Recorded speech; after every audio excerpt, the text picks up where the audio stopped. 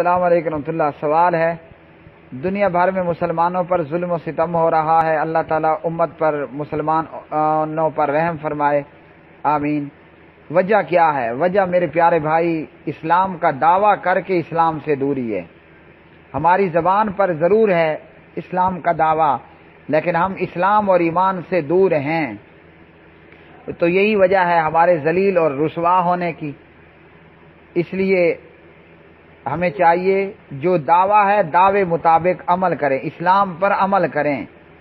کہنے والے نے کہا فضائے بدر پیدا کر، فضائے بدر پیدا کر، فرشتے آج بھی اتریں گے تیری مدد کو قطار اندر قطار۔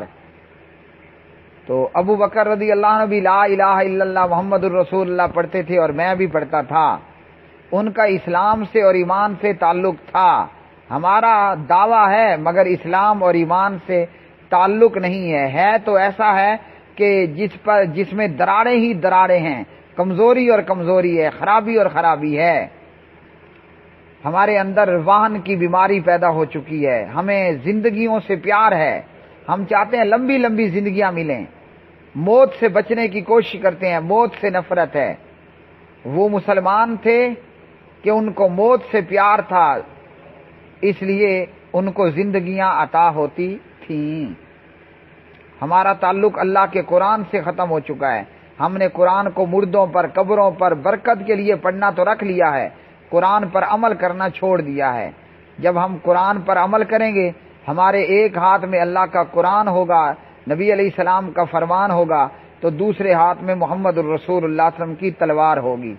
جب قرآن اور تلوار دونوں میدان میں آئیں گے تو انشاءاللہ ذلتوں اور رسوائیوں کا خاتمہ ہوگا۔ ورنہ 100 نمازیں پڑھ لیں، 100 حج کر لیں، 100 رو رو کر دعائیں کر لیں نا، کچھ نہیں ہونے والا۔ بدر میں نبی علیہ السلام کے لیے ایک چھپر تیار کیا گیا، آج اسی جگہ پر جو ہے وہ چھپر والی مسجد موجود ہے۔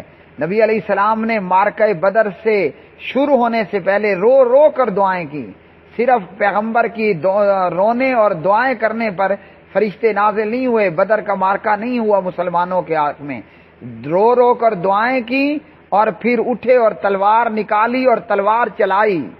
تو دعا اور تلوار جب یہ دونوں باہر آتے ہیں نا، پھر ذلتیں اور رسوائیوں کا خاتمہ ہوتا ہے۔ ورنہ ہم بیت اللہ کو سر پہ اٹھا اٹھا کر دعائیں مانگتے رہیں، فلسطین فلسطین رہے گا، شام سوریہ رہے گا، حالت تبدیل نہیں ہوگی۔